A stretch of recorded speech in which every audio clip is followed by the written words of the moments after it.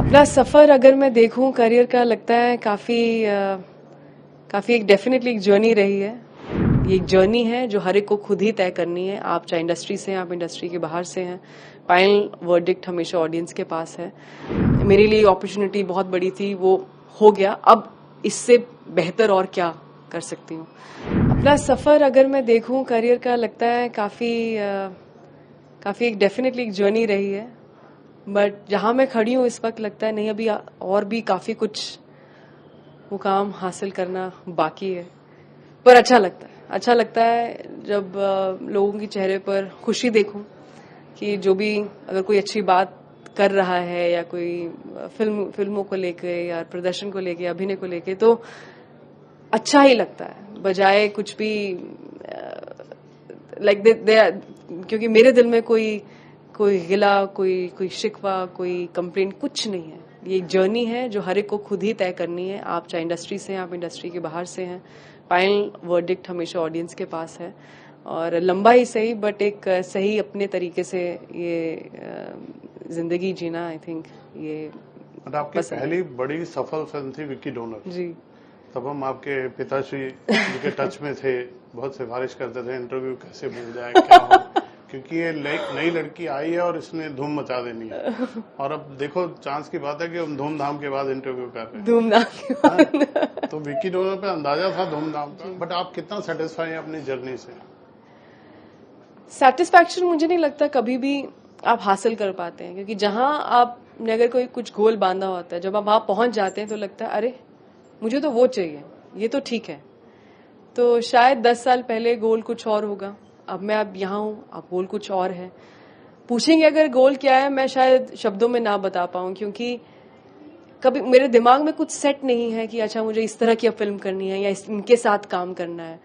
मेरे लिए हर एक काम जो जब एक स्क्रिप्ट आती है, एक नए नजरिए से ही देखना, एक फ्रेश नजरिए से देखना, उन्हीं आंखों से देखना कि ये मुझे पहली बार कोई स्क्रिप्ट ऑफर कर रहा है तो मुझे कैसा लग रहा है। कोई मेरे अंदर कुछ से बोलते हैं ना कि एक्स्ट्रा एक्सपेक्टेशन सिर्फ एक अच्छी स्क्रिप्ट की है, कहाँ से आए, कौन लेकर आए, मेरे लिए मुझे कोई फर्क नहीं पड़ता। तो और यो शायद यही एक फैक्टर है जो मेरे लिए आई थिंक अभी तक वर्क। विक्की डोनर आपको कैसे मिली थी? ऑडिशन जोगी जी हमारे कास्टिंग डायरेक्टर थे। बहुत अच्छे, बहुत स्वीट कास्टिंग डायरेक्टर हैं, बहुत अच्छे खुद कलाकार भी हैं। और वो उन्होंने मुझे बुलाया किसी और फिल्म की कास्टिंग ऑडिशन के लिए, और किसी कारणवश मैं वो ऑडिशन नहीं दे पाई। कुछ हुआ, मैं कहीं आउट ऑफ टाउन थी, कुछ शूट कर रही थी, और something that happened, it didn't work out. तो सर यामी वो ऑडिशन तो अब नहीं होगा, पर एक और फिल्म है। तो मैंने कहा अच्छा जोगी जी किस के बारे में है, क्या कॉन्सेप्ट है, क्या आप बता सकते हैं। और जब आप ऑडिशन देते हैं, खास उस टाइम देते थे, ऐसा थोड़ी कि कोई स्क्रिप्ट या सिनॉप्सिस मिल रहा है, बस 2 लाइनें कही। उन्होंने कहा मैं बता दूंगा, आप पहले एक छोटा सा जो भी उन्होंने एक ऑडिशन तैयार किया था, कुछ लाइन्स, आप ये कर सकती हैं। मैंने कहा ऑफ कोर्स मैं ये करना चाहूंगी। तो मुझे कुछ था जो एक्साइट किया विकी डोनर के बारे में, without knowing it was Vicky donor शुरू से ही। तो बुलाया उन्होंने किसी और ऑडिशन के लिए था, बट दिस हैपेंड एंड और दूसरी फिल्म भी बनी, ऐसा नहीं कि वो नहीं बनी, but I mean it didn't do well the way Vicky donor did at all.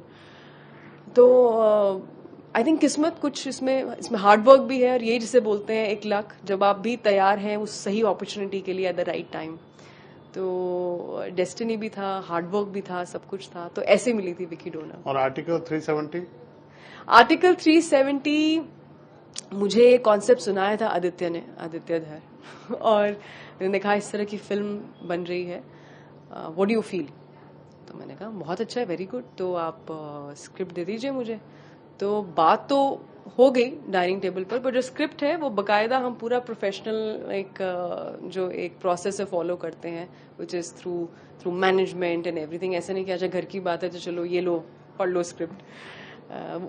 तो मुझे स्क्रिप्ट बहुत पसंद आई। मुझे लगा कि ये तो मैं नहीं जाने दूंगी अपॉर्चुनिटी, ये literally once in a lifetime opportunity है।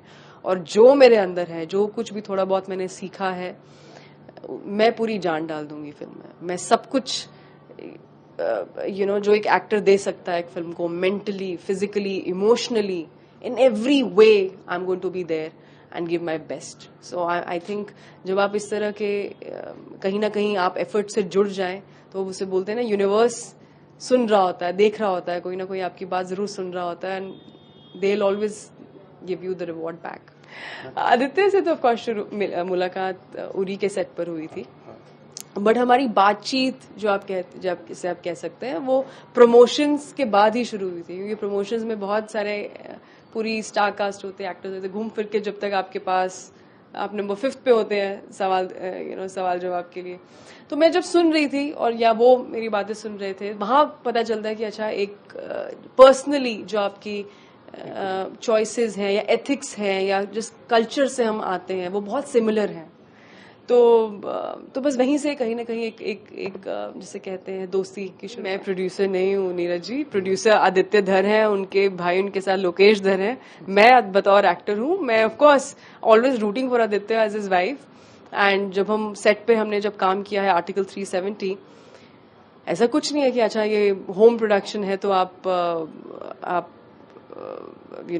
कुछ मिजाज बदल जाएगा. मैं एक्टर ही रहूंगी, वो क्रिएटिव ही रहेंगे, और हम बिल्कुल एक जो प्रोफेशनल डिमीनर होता है वैसे ही काम करते हैं. कुछ रिबेट मिलता है उनको फीस वगैरह में या कुछ आपको एक्स्ट्रा पर्क मिलता है या नहीं मिलता? मतलब कोई रिबेट भी नहीं, कोई एक्स्ट्रा पर्क भी नहीं है, बिल्कुल प्रोफेशनल वैसे ही है जैसे बाकी सबके साथ है. बट हाँ ये है कि क्योंकि वो इतने कमाल के राइटर हैं, इतने अच्छे प्रोड्यूसर हैं, तो कमाल की स्क्रिप्ट जरूर मिली, कमाल की अपॉर्चुनिटी मिली. एंड आदित्य, अगर आप कभी, I am sure of course आप मिलेंगे आदित्य से जब भी उनकी फिल्म के लिए प्रमोशन के दौरान, वो ऐसे इंसान है ही नहीं कि अच्छा ये मेरी वाइफ है या मैं इनको जानता हूं, कि कोई भी हो let me give that person an opportunity. No, he believes that अगर आप में टैलेंट है एंड ऑफ कोर्स आपको बेस्ट अपॉर्चुनिटी दी जानी चाहिए regardless of any personal connection. He believes that I am a decent actor, so that's why he gave me that opportunity. और धूमधाम में जो आपके हेजिटेशन थे, जो आपने बोल्डनेस दिखाई, जो मम्मी सिस्टर किया, उसके बाद अब क्या रिस्पांस आ रहा है लोगों का? अब तो बहुत फोन कॉल्स आए होंगे ना?